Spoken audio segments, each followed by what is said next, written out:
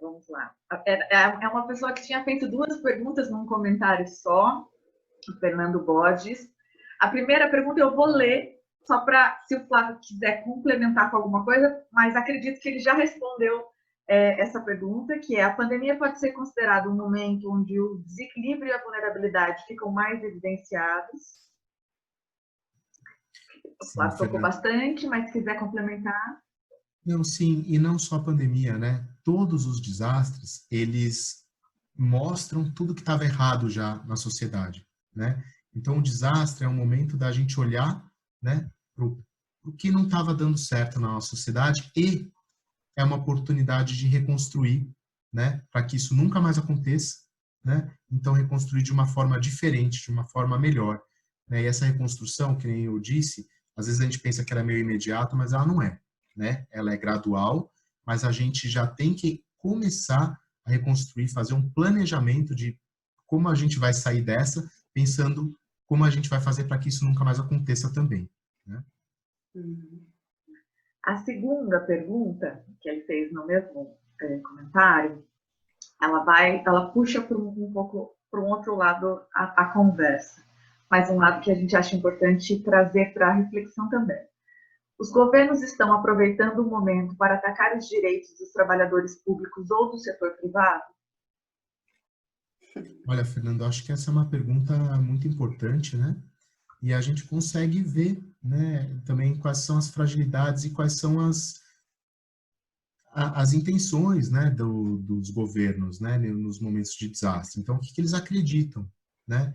Então, assim, o governo federal, né, a gente está aí com 50 mil mortos e a gente vê pouca manifestação de solidariedade, né, do nosso governo federal, né, sobre esses mortos. Então, a gente sempre vê uma minimização do que está acontecendo, né, o próprio presidente saindo sem máscara, indo a manifestações.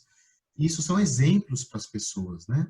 Afinal de contas, é o nosso presidente da República. Então, se ele faz alguma coisa, eu também me sinto liberado a fazer, né? Principalmente as pessoas que votaram nele, que acreditam nele, né? Que seguem a mesma filosofia, né? E, e é uma filosofia, né? Neoliberal, capitalista, que acredita que se você tirar os direitos dos trabalhadores, você vai ampliar as oportunidades de emprego, né? Que tenta fazer esse meio termo.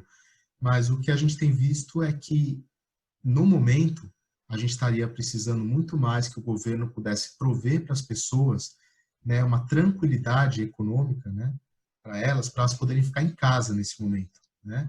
Então, assim, em casa e com entretenimento, em casa e bem, né? Ou seja, R$ 600 de auxílio para uma família talvez não seja suficiente. E a gente tem mecanismos, né, econômicos para você poder prover para a população, né, um pouco mais de recurso, né, financeiro e outros tipos de recursos também, por exemplo, alimentação, água gratuita, energia elétrica gratuita, para que a pessoa possa ficar em casa, né? Mas o governo ele está minimizando um pouco, né, a pandemia, o impacto desde o começo, e isso acabou agravando a situação, né? Então, assim, uma coisa está muito relacionada à outra, né? A forma com que o governo federal lida, com como eles estão alinhados com os governos estaduais, como estão alinhados com governos municipais, que não disse no começo da entrevista, está cada um por si, né? E isso não é bom para a população em geral. Eles deviam estar mais alinhados e conversando e ter estratégias em comum, com cada um dividindo a sua responsabilidade para prover para a população a tranquilidade que a gente precisava para passar, né, por essa fase mais isolada, com o isolamento social que a gente precisava, né?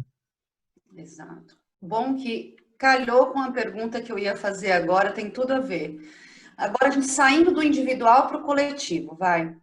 Que mudanças de olhar e de prática nas relações humanas você acha, você sacaria como necessárias, como importantes, para não só para minimizar o impacto agora da pandemia, mas para o pós-pandemia, para que a gente conquiste mais qualidade de vida, mais qualidade do meio onde a gente vive, né? Então, que atitudes coletivas a gente precisa refletir e mudar no nosso cotidiano, né, enquanto sociedade, para que a gente saia melhor dessa pandemia, mas também minimize os efeitos dela agora?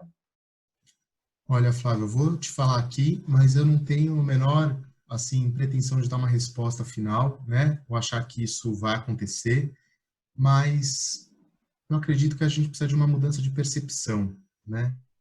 A gente tem uma ilusão, né? Que até um grande mestre da psicologia chamado Pierre Weil, ele falava que é a nossa ilusão de separatividade.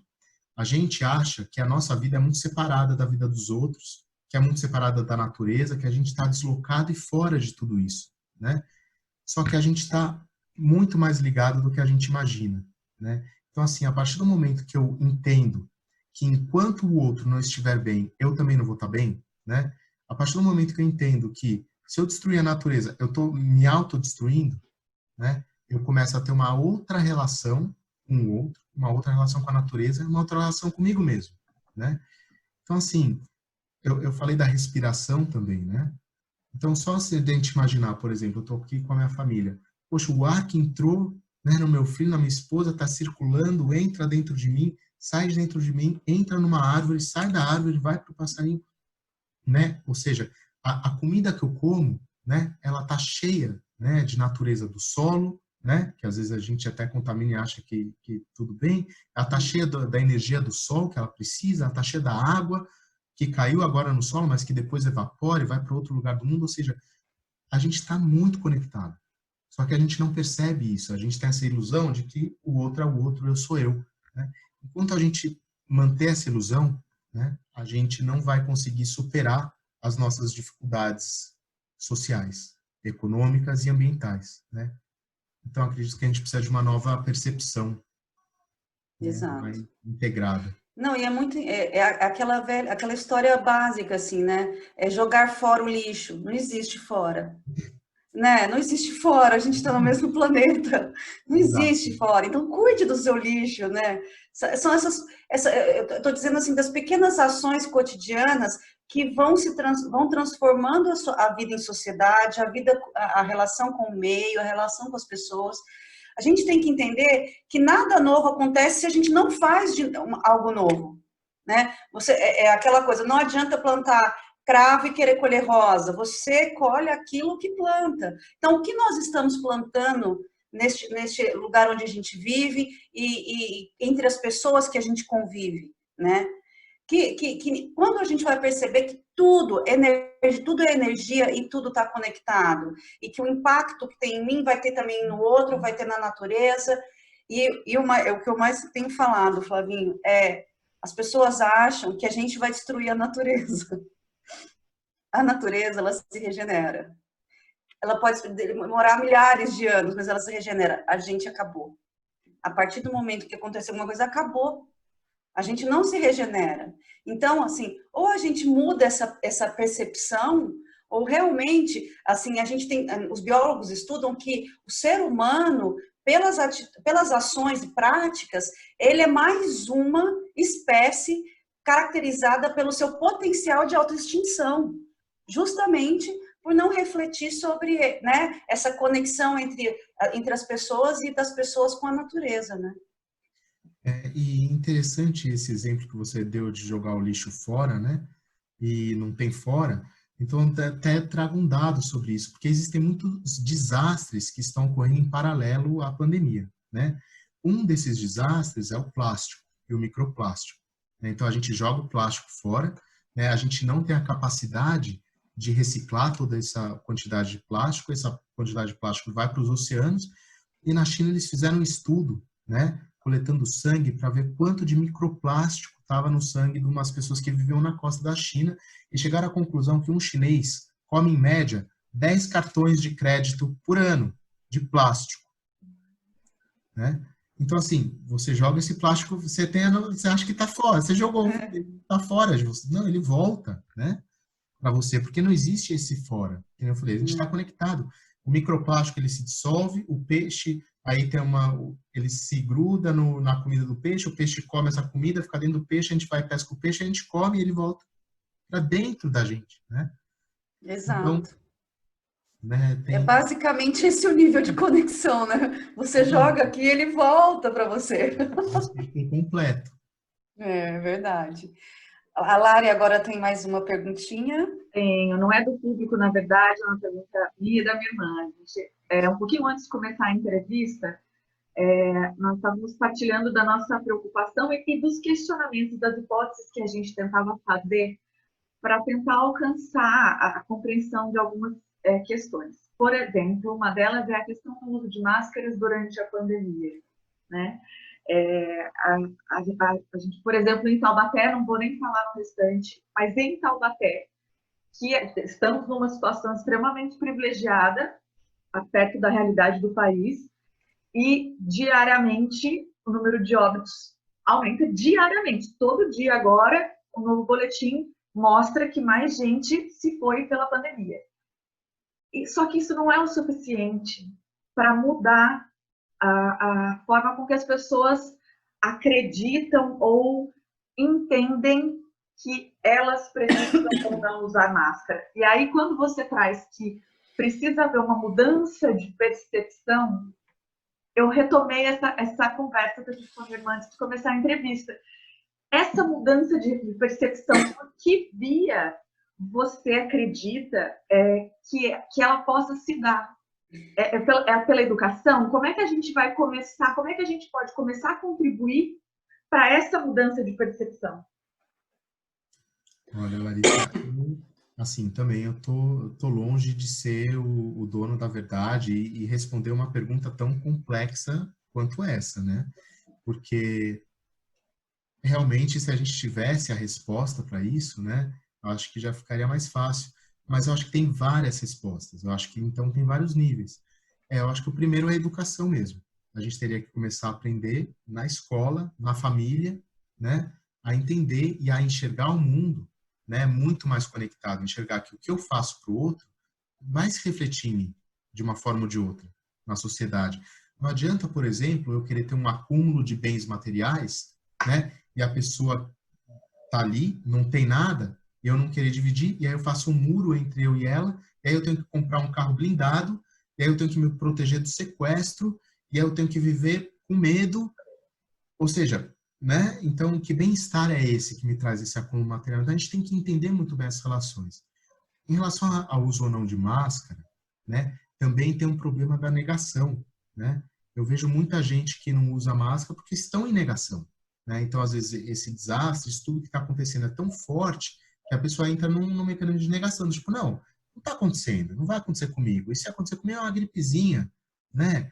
Eu não vou pegar, né? Então, ela só vai se conscientizar do uso da máscara quando um familiar pegar e quando esse familiar for internado numa UTI. Porque se o familiar pegar e for assintomático, reforça o posicionamento de não usar máscara.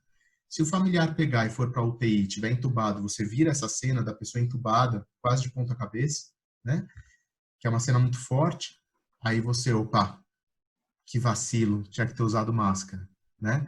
Então, assim, muitas vezes a gente toma consciência dessas coisas quando a realidade bate de frente com a gente, né? E aí a gente começa a entender muito melhor. Então, tem assim, tem um entendimento, que nem a gente fala, pelo amor, né? Da educação, que tem que ser de base, que tem que estar alinhado. Aí a gente entra de novo na esfera federal, na esfera estadual, na esfera municipal, porque tem que ser uma educação de qualidade, onde esteja tudo alinhado, né? Para a gente ter esse entendimento, inclusive com a nossa família, né? Então, tem essa questão e tem a questão se não é pelo amor, é pela dor, né? Então, o entendimento através do sofrimento, né, que uma situação dessa pode causar, né? Então, agora eu queria falar um pouco. A OMS, essa semana, saiu uma matéria sobre algumas orientações em relação especificamente à saúde mental. O Brasil ainda está na primeira onda de contágio. Alguns países, como a China, já estão entrando na segunda onda de contágio. E eles previram uma terceira onda, que acontece junto com as duas primeiras, que é a pandemia influenciando, impactando a saúde mental das pessoas, né? Então, os dados levantados, eles apontam que, primeiro, surgiram muitos novos casos, né, de pessoas com problemas de saúde mental e o agravamento daquelas pessoas que já eram diagnosticadas, né? E, inclusive, a OMS divulgou essa informação junto de um relatório dizendo que, primeiro, é muito importante que os governos invistam em serviços de saúde mental neste momento e daqui para frente, né? E que é fundamental colocar os serviços de saúde mental como essenciais, inclusive com acesso remoto. Primeiro, você concorda que seja realmente uma das ondas da pandemia? E que tipo de protocolos não estão sendo adotados dentro dessa área que você acha que deveriam ser? Olha, Flávio, eu tenho certeza, né? Isso porque eu estou trabalhando com essa área, né? Eu trabalho com saúde mental, eu trabalho com desastres, e o que eu tenho visto é um agravamento, né, de todos os aspectos da saúde mental do ser humano nesse momento. Mas, que nem eu disse, isso é esperado para um desastre, isso é normal. Então, você que está aí nos assistindo, né, está se sentindo mais triste, ansioso, depressivo, é esperado, isso é normal que aconteça. No entanto, a gente tem casos que estão se agravando e as pessoas, elas não estão tendo a rede de apoio que elas tinham antes. Então, por exemplo, né, eu estou atendendo lá alguns casos que estão acontecendo no DF, então é comum a pessoa, por exemplo, acabar a medicação e ela não conseguir o atendimento médico, né, para ter a prescrição dela, para ela conseguir comprar esse medicamento, né?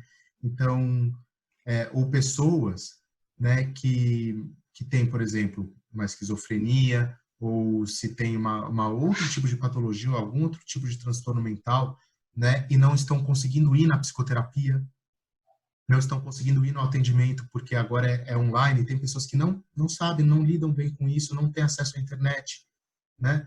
Então, assim, então tem um agravamento dos casos graves, né, que já tinham pela falta desse acompanhamento dessa rede. No entanto, tem os casos, né, que eram, que a gente pode chamar de normalidade, vamos dizer assim, né, e que as pessoas estão se sentindo desse jeito, né, estão frustradas, né, estão com tudo aquilo que a gente já comentou antes, e também não estão sabendo como procurar ajuda, né. Às vezes, tem essa ajuda profissional, né, desse atendimento online, mas aí é pago, e tem pessoas que não têm como pagar esse atendimento, e esse atendimento ainda não está disponível, né, nas UBSs, nos CAPs, então aí gera um outro tipo de problema. Então, é muito difícil, né, a gente tem que ver caso por caso, né, o que nem eu falei, o desastre, ele não impacta as diferentes camadas sociais do mesmo jeito, né? Então, tem camadas que estão sendo mais impactadas, outros menos impactados em questão de saúde mental, tem mais acesso, menos acesso, né? Mas com certeza é um problema e é um problema de todo mundo, né? Tá todo mundo passando por dificuldades agora relacionadas a estresse, a ansiedade, a depressão, a frustração, falta de produtividade, problemas com sono, abuso de álcool e drogas, aumento de conflitos e por aí vai. Não, verdade, assim, aqui perto da minha casa, esses dias eu fiquei super apavorada, gente, pessoas se agredindo, uma família se agredindo, saíram na rua, aí os vizinhos saíram também, sabe, tentaram acalmar, a mulher saiu correndo pedindo para um vizinho abrir a porta para ela poder entrar, as crianças, gente, é terrível, assim, é terrível o cenário, assim, né, e é por isso, são pessoas, é um bairro mais simples, são pessoas que não têm acesso a esse tipo de serviço. E como você falou antes, assim, também tem uma questão de vontade política, de política pública, né? Onde, assim, não ter esse atendimento gratuito para essas pessoas agora, como se elas invisibilizando mesmo, né, os vulneráveis, né? Eu vejo isso assim com relação ao que você tinha mencionado do auxílio emergencial, de você dar condições para as pessoas estarem em casa, essas pessoas mais vulneráveis.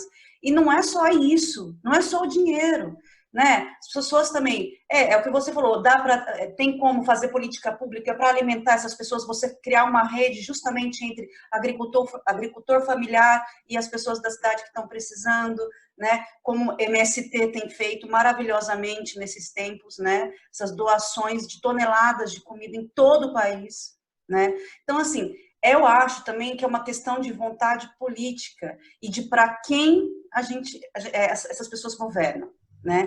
Porque não ter atendimento gratuito de saúde mental para as pessoas mais vulneráveis, você está simplesmente falando, olha, ela só pode, a gente só tem que cuidar disso da Covid, a gente não tem mais nada em relação a isso. E não é uma várias questões envolvem a pandemia, não só a possibilidade de contágio e de óbito pela doença, né? Você tem várias outras áreas e setores da vida de uma pessoa que precisam de uma atenção, né? Então, também tem, não sei sua opinião sobre isso, mas a minha é que realmente é uma questão de política pública e de vontade política de quem nos governa. Você concorda ou não? Eu concordo com tudo isso e ainda ponho mais um dificultador, né? Porque o que eu tenho visto também, trabalhando com políticas públicas nessa área, é que falta mecanismos legais para, por exemplo, fazer com que o recurso financeiro chegue nas UBS. Então, às vezes, tem até o prefeito, ele quer fazer isso e ele é travado por toda uma burocracia, né, que ele tem que fazer e não tem o know-how técnico na sua cidade para fazer isso. Então, assim, quando você declara emergência e desastre, vem um recurso financeiro do governo federal emergencial para você e ele vem rápido. Só que você precisa ter recurso técnico para essa declaração. Então, você tem que fazer toda uma avaliação, né, de danos, de impactos, né, pôr em números tudo isso, e às vezes você não tem esse know-how técnico na prefeitura para fazer isso, e aí tem toda uma questão burocrática que vira uma bola de neve e que a pessoa acaba desistindo, fala, não dá, eu não vou conseguir acessar esse recurso. E aí fecha a unidade básica de saúde, por exemplo, né, e por aí vai. Ou seja, tem a questão da vontade política, tem a questão técnica, tem a questão das leis, dos mecanismos financeiros para viabilizar a resposta, né, mais eficiente. Então, tem muito problema, né?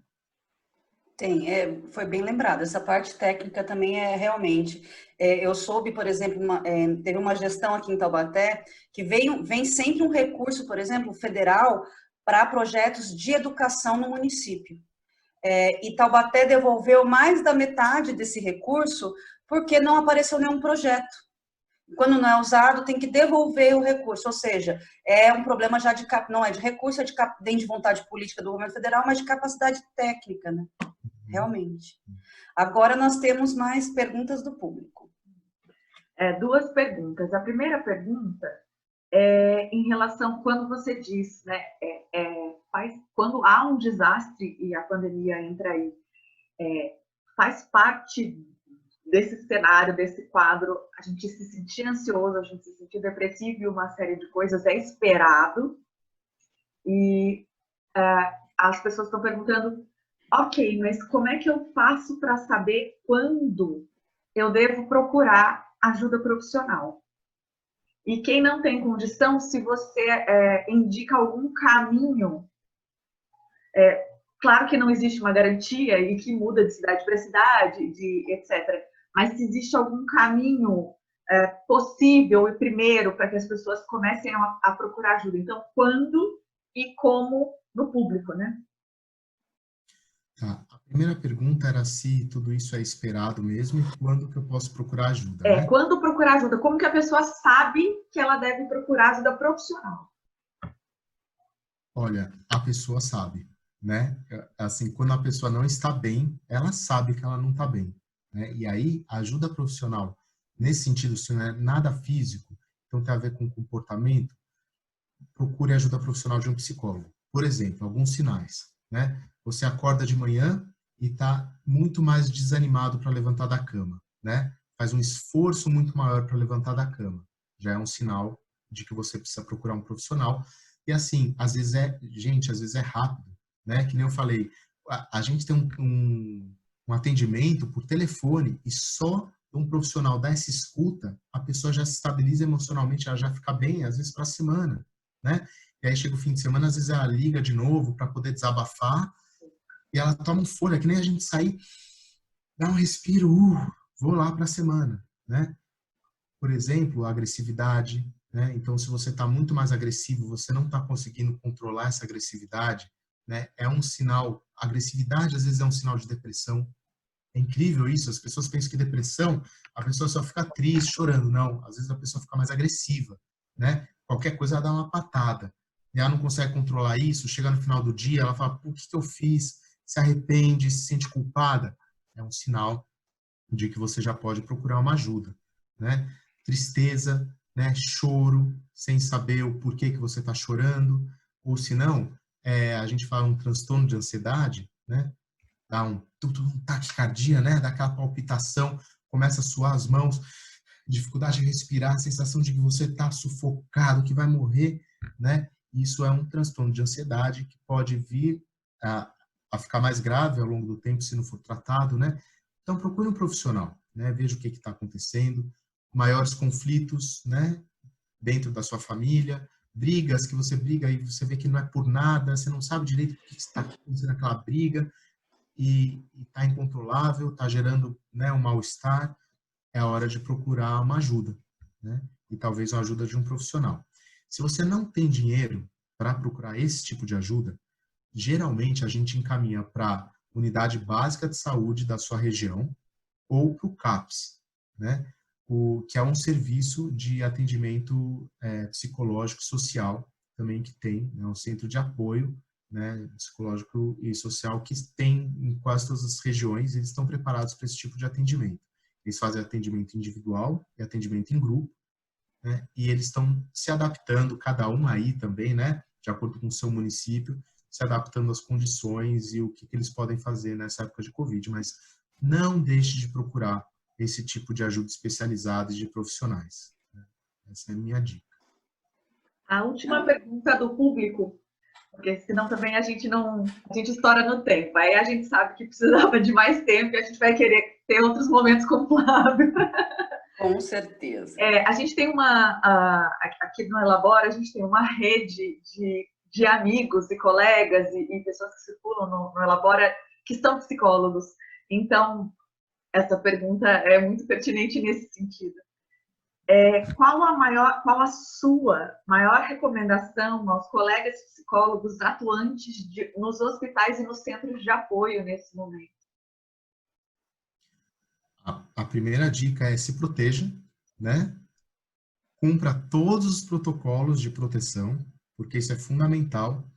Geralmente, o profissional de saúde, tanto o psicólogo, quanto o médico, quanto o enfermeiro, eles têm se contaminado na hora de se desparamentalizar, né? De tirar todo o equipamento, porque na hora de você põe com muita atenção, você vai atender, e aí, gente, eu já passei por isso, depois de 15, 20 minutos, 1 hora e meia, com aquela proteção, com aquela máscara, ouvindo casos dificílimos, né, que mexem com a gente, porque a gente também é ser humano.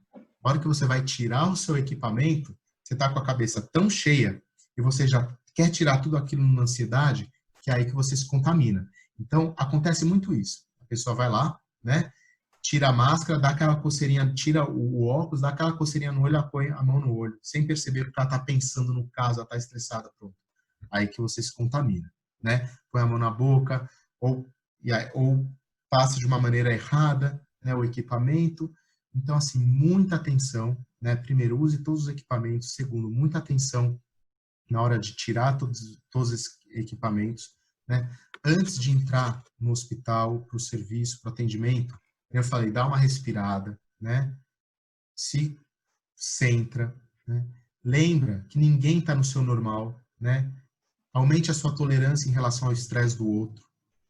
Não se cobre muito como profissional também, porque às vezes a gente vai com essa ansiedade que hoje vai ser um bom atendimento, eu vou salvar vidas, e aí de repente não acontece nada disso, acontece o contrário, e você se frustra muito, né? Então, os profissionais da saúde têm muito isso. Então, assim, relaxe um pouco nas suas expectativas, né? Não se cobre muito e tenha certeza que tudo que você está fazendo está ajudando positivamente as pessoas, as famílias, né?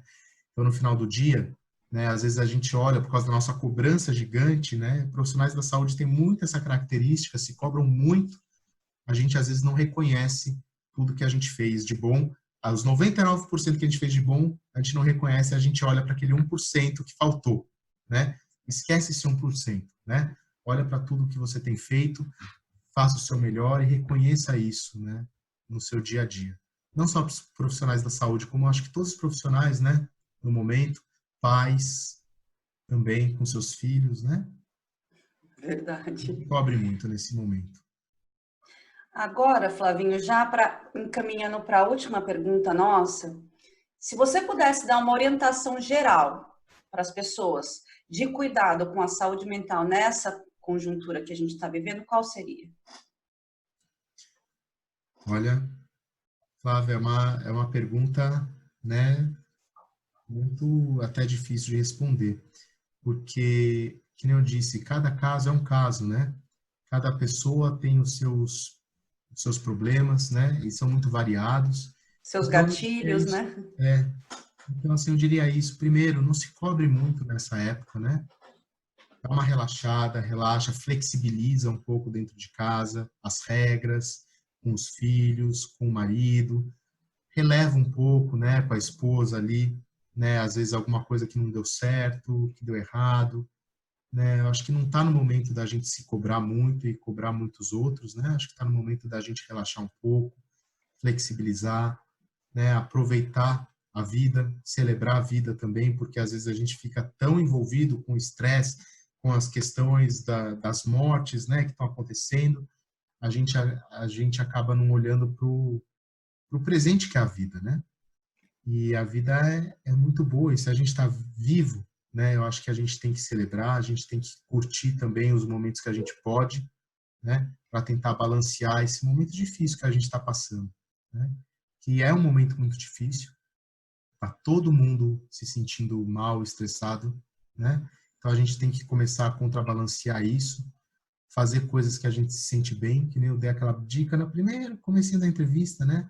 Faça coisas que te façam bem para o teu coração, para sua mente, para sua alma, para suas relações. Se você tem a oportunidade de estar com seus filhos, com a sua esposa, né? Dá um abraço, né? Que tá faltando, a gente tá falando tanto do abraço, né? E a gente tem gente para dar um abraço, né? Vai lá, dá um abração no seu filho, dá um beijo, fala para eles o quanto você gosta deles. E uma última dica seria ajude alguém, né? Ajudar um ser humano, eu acho que é o que faz melhor para a gente. A gente é recompensado por isso, né? A gente não faz a menor ideia que a gente está fazendo aqui na Terra, né? Qual o sentido da vida? Mas a gente sabe que quando a gente ajuda alguém, a gente é automaticamente recompensado por isso dentro, com endorfinas, né? Com hormônios que fazem a gente se sentir bem, fazem a gente se sentir com mais energia, né? E dão sentido para nossa vida. Então, se a gente puder ajudar alguém nesse momento também, vocês vão ver o quão bem faz isso para a nossa mente, para a nossa alma, para o nosso coração. E interessante, né, Flavinho, quando a gente fala ajudar alguém, existem inúmeras maneiras de se ajudar alguém, né? As pessoas sempre focam muito no financeiro ou numa cesta básica, que também hoje, atualmente, é super, extremamente essencial. Tem muita gente passando fome, tem muita gente precisando de dinheiro realmente para suas necessidades básicas, essenciais para a vida. Mas, como você disse, escutar no seu atendimento, ouvir alguém, às vezes já é o suficiente, né? Ou o movimento inverso, falar sobre o seu problema para alguém, para que alguém saiba que você também está na mesma situação, ajuda. Então, assim, existem outras formas de se ajudar que não são só financeiras. Às vezes as pessoas falam assim, ai, que pena, né? Eu não posso fazer nada. Pode, todo mundo pode fazer alguma coisa. Plantar sua comida, começando por não, sabe, poluir, cuidar do seu lixo, são coisas que ajudam, né? E que, assim, que além de você tirar o seu foco do que está acontecendo, por exemplo, você cuidar de uma planta, você cuidar desse lixo, você, nossa, agora sabe o que eu vou fazer? Eu vou fazer uma composteira para jogar o mínimo de lixo possível na natureza. Enfim, existem N maneiras de você ajudar que são diretas, como você disse, mais diretas, de dinheiro, de alimento, de atendimento, e maneiras muito mais sutis e indiretas que fazem bem para a sociedade como um todo ou para uma pessoa e que são essenciais para esse momento, né? Flávia, se você me permite, então, somada à escuta e a falar de você, né, em vez de supor que a gente não consegue ajudar, porque, poxa, como eu vou oferecer escuta se eu estou tão cansado, se eu estou exausto, ou como eu vou oferecer uma ajuda financeira se eu também estou sem emprego? A gente, um convite aqui que eu faço, deixar de supor e perguntar. Né? O Flávio já falou disso, perguntar para o outro. Olha, não sei se eu vou dar conta de ajudar você de todas as maneiras, mas tem alguma que você ache que eu possa ajudar? Perguntar, né? Eu vou dar um exemplozinho básico aí, e para a gente já encerrando. A escola do meu filho está tendo aulas virtuais, e a gente tem um grupo de mães, das mães da sala, da turma, né? E cada uma está relatando as suas histórias, a sua vivência nesse momento. E uma das crianças está tendo muita ansiedade. E está dando trabalho para fazer as tarefinhas de casa, porque está sentindo muita saudade da escola, dos amiguinhos e tal. E ela lá desesperada relatou isso no grupo. Daí eu falei para ela, então vamos fazer o seguinte, todas as vezes que ele estiver assim, você me chama no particular, você vai fazer uma ligação de vídeo para mim e eles vão ficar conversando e brincando dessa forma, o meu filho e o seu. Aí eu acho que já... Ela fez isso, ela falou que no primeiro dia ele se transformou, ele virou outra criança. Porque ele passou o dia falando, porque eu brinquei com ele assim, assado, a gente mostrou os brinquedos, a gente falou, não sei o quê. Foi uma outra rotina ele ter contato com um amiguinho da escola. Então é isso, sabe? E tem mais de 20 mães no grupo. Eu fui a única que me propus a dar uma ideia de como resolver e ajudar de alguma maneira. Porque amanhã pode ser eu que estou precisando dessa ajuda. Também a gente começar a pensar assim, né? Se colocar no lugar do outro, né? De que você amanhã pode estar passando por isso também. E você pode também ter essa mesma resposta, que é ninguém, né? Ninguém olhando para a sua situação, né? Então é muito dessa que você falou no começo já, dessa reflexão, né? De que nós estamos conectados e precisamos dessa conexão para que todo mundo se dê bem, né? Sim, e não ver essa conexão como uma limitação, né? Ver como uma oportunidade de se conectar de uma outra forma, usar a criatividade, né? Um excelente exemplo que você deu. E como a gente se sente bem ajudando também, né, Flávia? Nossa, muito, né? Né? Você se sente bem, fala assim, poxa, que bom que eu pude transformar, melhorar a vida de alguém nesse momento, né? Dá uma energia, né? Boa, assim. Nossa, total, é verdade. É o que você falou, é físico também, né? O Né? resultado é físico, né? Uhum. Flavinho, primeiro eu queria agradecer muito a sua participação, esse papo aqui com a gente, com a Elabora. Você já está pré-convidado para outras oportunidades aí para falar da sua pesquisa, dos seus estudos, da sua atuação, né? Queria dizer que se a gente não perguntou algo que você acha que era importante falar, que você se sinta à vontade, queria convidar as pessoas para a próxima entrevista que tem no dia 2 de julho com a Tereza Gouveia, que também é psicóloga, especialista em luto. Nós vamos falar sobre luto na pandemia, que também é um tema super importante e pertinente para esse momento. E mais uma vez te agradecer imensamente, agradecer as pessoas que assistiram e te passar a palavra para se despedir desse público e dizer se a gente faltou dizer alguma coisa que você se sinta à vontade. Olha, eu acho que sempre falta, né, alguma coisa quando a gente está falando de relações humanas, né, quando a gente está falando de desastre, acho que o assunto não esgota, né? Eu gostaria muito de ter ouvido mais, né, experiências das pessoas nessa pandemia, saber o que elas estão passando, né? Mas eu sei que o tempo é curto, mas eu me disponho aqui a voltar outras vezes, ou as pessoas me contactarem no Facebook, porque para mim é um grande prazer também, né, prover essa escuta. Eu acho que por isso que eu fui ser psicólogo, né? E agradeço muito a oportunidade de eu falar das minhas duas paixões, né, que é a gestão de risco de desastre e a psicologia, né, duas paixões na área profissional.